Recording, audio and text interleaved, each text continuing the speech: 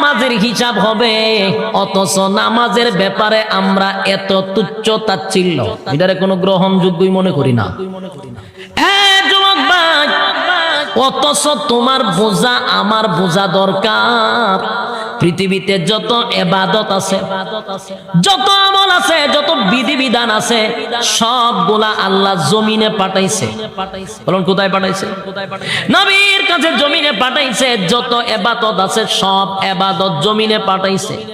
শুধুমাত্র একটা ইবাদত নামাজ জমিনে পাঠায় নাই গো।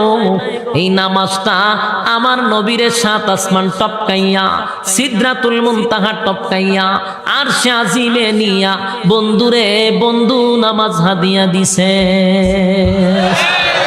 সুবহানাল্লাহ, বাড়ি গিয়া কইবে